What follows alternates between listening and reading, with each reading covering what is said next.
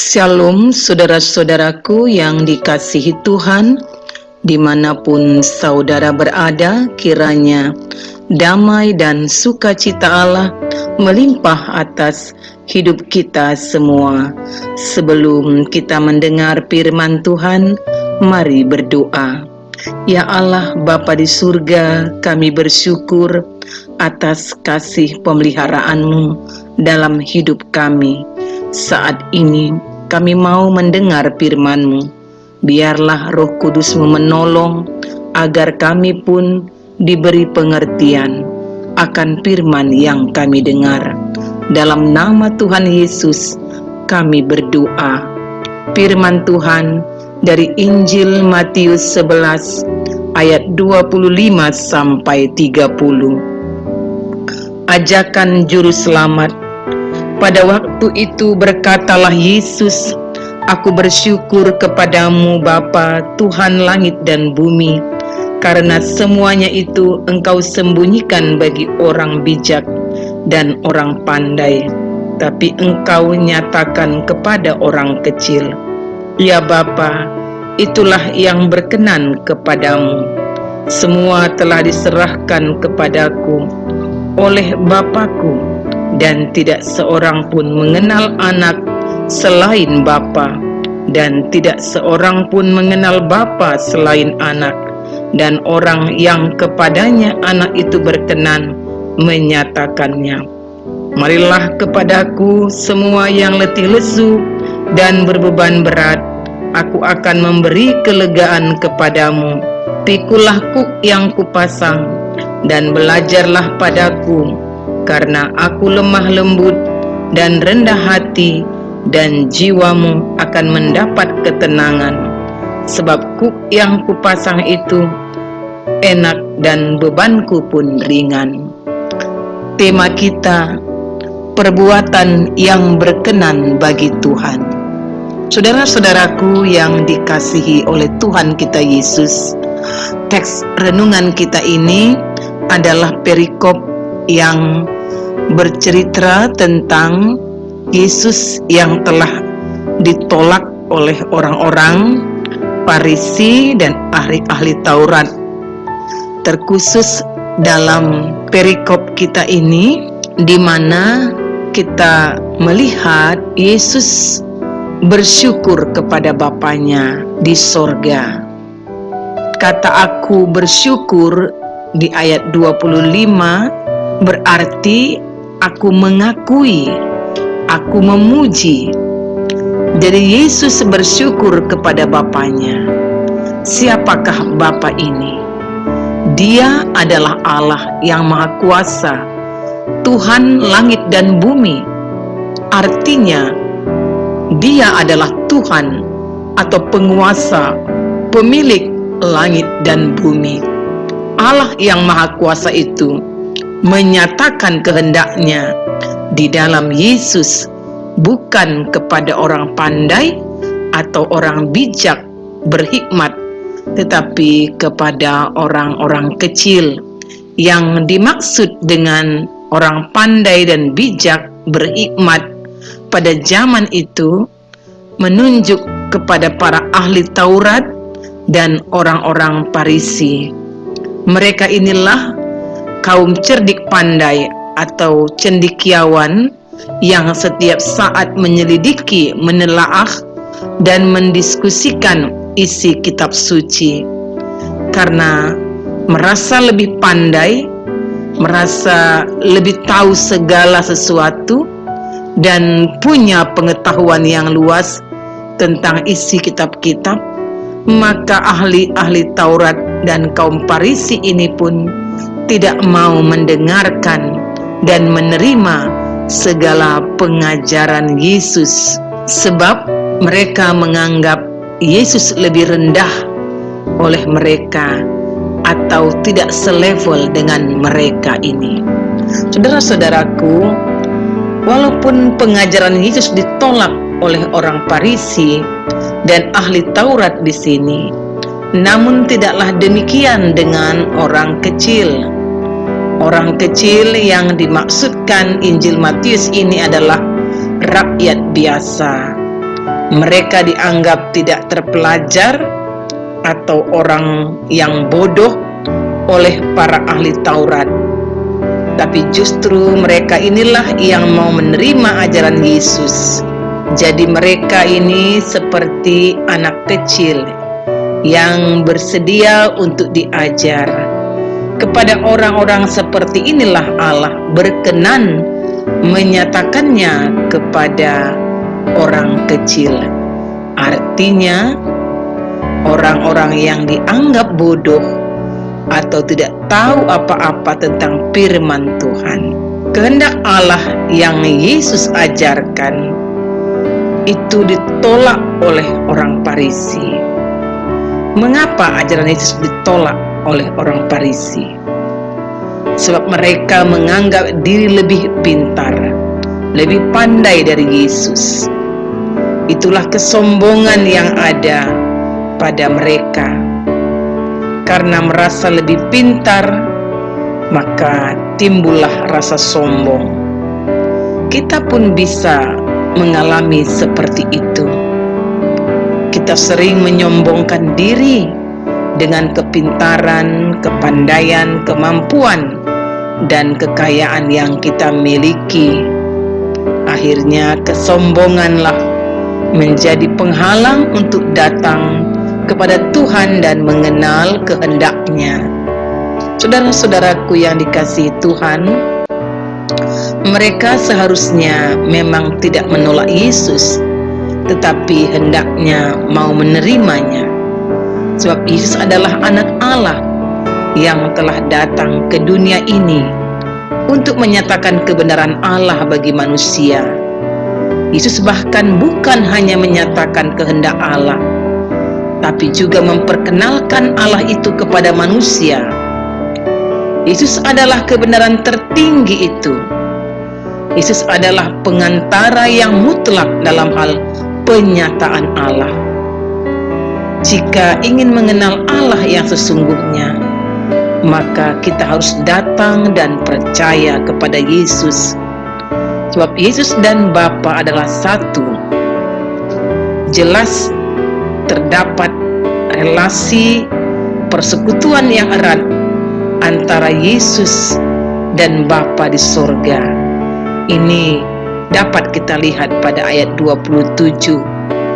Juga kalau kita bandingkan Yohanes 14 ayat 9, Yesus berkata, "Barang siapa telah melihat aku, ia telah melihat Bapa. Bagaimana engkau berkata, tunjukkanlah Bapa itu kepada kami?" Penyataan Yesus tentang Allah sudah lengkap dan sempurna. Hanya di dalam Yesus kita dapat mengenal Allah yang sejati itu, yaitu Bapa yang baik dan pengasih. Saudara-saudaraku, Yesus bukan hanya datang untuk menyatakan Bapa kepada kita, tetapi Ia memanggil kita agar mengalami sukacita, damai dan kelegaan dalam hidup ini. Sesungguhnya ketika kita menerima Yesus, kita akan mengalami semuanya itu. Itulah sebabnya di ayat 28 Yesus pun berkata, "Marilah kepadaku semua yang letih lesu dan beban berat, aku akan memberi kelegaan kepadamu."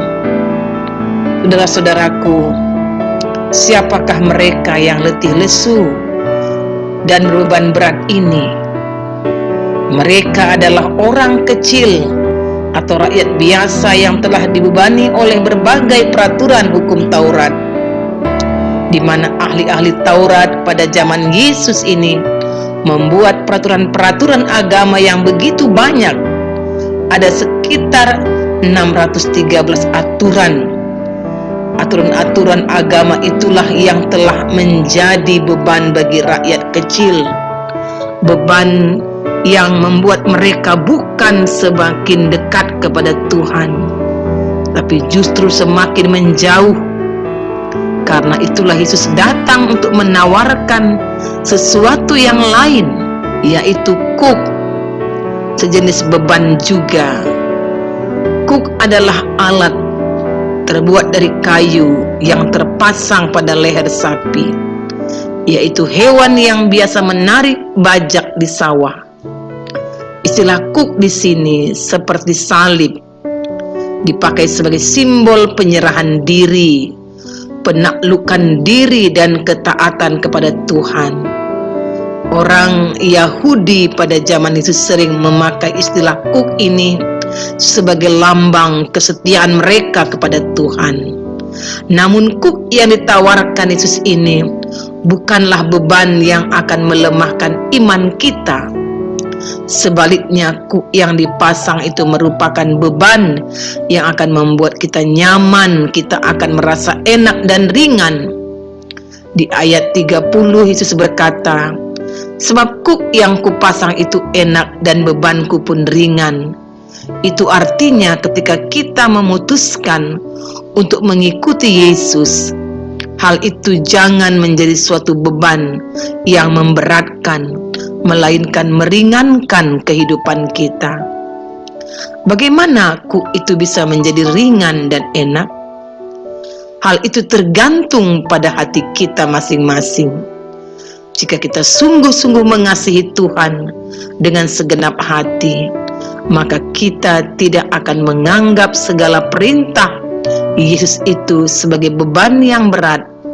Kita akan melakukannya dengan segala kerelaan, melakukan segala yang diperintahkannya dengan senang hati, bukan berat hati ataupun terpaksa.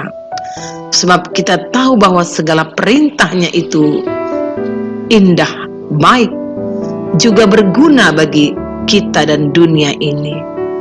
Oleh karena itu, janganlah kita ragu-ragu untuk melakukannya. Saudara-saudaraku yang dikasihi oleh Tuhan kita Yesus, mari kita nyatakan kasih Yesus itu kepada orang lain. Sebab kasih membuat setiap beban menjadi ringan. Kasih adalah inti dari hukum atau perintah Tuhan Yesus. Karena itu kita perlu belajar dari Yesus, yaitu belajar bagaimana mengasihi orang lain. Yesus adalah pribadi yang baik hati, lemah lembut, dan rendah hati, tidak sombong. Saudara-saudaraku, Yesus pun berbuat yang baik dan lemah lembut kepada setiap orang, khususnya orang-orang yang hina dan berdosa. Ia adalah juga pribadi yang rendah hati di hadapan Allah Bapanya. Kita kembali kepada tema perbuatan yang berkenan bagi Tuhan. Tentu, perbuatan apakah yang berkenan bagi Tuhan? Sehubungan dengan teks renungan kita ini, kita akan melakukan apa yang telah dilakukan Yesus juga kepada orang-orang yang kecil, orang-orang yang lemah. Yesus mengasihi setiap pribadi yang kecil. Kepada merekalah undangan Yesus ditawarkan. Kepada mereka inilah Tuhan mengundang agar mereka mau melakukan apa yang berkenan kepadanya, yakni melakukan segala perbuatan yang mengasihi orang lain kepada setiap orang, khususnya orang-orang yang hina dan berdosa. Inilah yang telah dilakukan oleh Yesus. Saudara-saudaraku, Yesus mengundang semua orang yang terbeban berat oleh masalah dalam hidupnya. Apakah itu masalah keluarga, masalah pekerjaan, bisnis, usaha? Apakah itu masalah anak, cucu, dan menantu? Juga masalah dalam pelayan-pelayanan di tengah-tengah gereja. Tuhan Yesus mengundang kita semua. Marilah kepadaku semua yang letih lesu dan beban berat, aku akan memberi kelegaan kepadamu. Dan kemudian juga Yesus akan memberikan kelegaan kepada kita pada waktunya. Saudara-saudaraku, tentu firman Tuhan ini ingin mau mengatakan kepada kita bahwa setiap kehidupan yang kita jumpai dalam berbagai masalah yang berat, janganlah mengandalkan kekuatan diri sendiri untuk mengatasinya. Datanglah kepada Yesus, Allah yang berkuasa atas surga dan bumi. Dia yang berkuasa atas langit dan bumi. Untuk itulah kita meyakini bahwa Dia sanggup memberikan kelegaan kepada kita. Dan inilah juga yang akan kita lakukan kepada orang yang sedang dalam kelemahan, sedang dalam putus asa. Kita mengajak mereka, mengundang mereka untuk datang kepada Yesus, percaya sepenuhnya kepada Yesus, karena hanya Yesuslah yang mampu, yang memberikan kelegaan dan sentosa, juga memberikan jalan keluar atas segala masalah kita. Saudara-saudaraku, inilah salah satu perbuatan yang dikenan oleh Tuhan. Oleh karena itu, Yesus yang sangat peduli kepada orang-orang yang kecil. Demikian jugalah kita sebagai anak-anak Tuhan memiliki karakter yang penuh kasih, penuh kelemah lembutan untuk tetap memperhatikan orang-orang kecil. Karena kepada mereka pun Allah berkenan untuk memberikan kelegaan dan sentosa. Dan jadilah kita sebagai alat Tuhan untuk memberikan kelegaan dan sentosa, karena kita telah mengalaminya lebih dahulu, karena kekuatan yang diberikan oleh Tuhan dalam roh penghiburannya kepada kita. Ketika kita berbeban berat, kita akan dikuatkan karena kita bersandar kepada Dia, sumber segala kehidupan kita. Seperti apa kata kitab 1 Petrus 5 ayat 7, serahkanlah segala kekhawatiranmu kepadanya, karena Dialah pemelihara kehidupan kita. Inilah firman Tuhan yang menguatkan kita. Janganlah ragu datang kepada Tuhan atas undangannya kepada kita semua yang berbeban berat, karena Dialah sumber kelegaan dan sentosa. Mari berdoa. Kepadamu Allah kami bersyukur untuk semua penyertaan-Mu, kekuatan yang Kau berikan untuk kami, untuk datang kepadamu, menyerahkan segala beban berat kami, karena Engkaulah yang memberikan kelegaan dan sentosa. Terima kasih Yesus. Amin. Shalom saudara-saudaraku, Tuhan Yesus memberkati.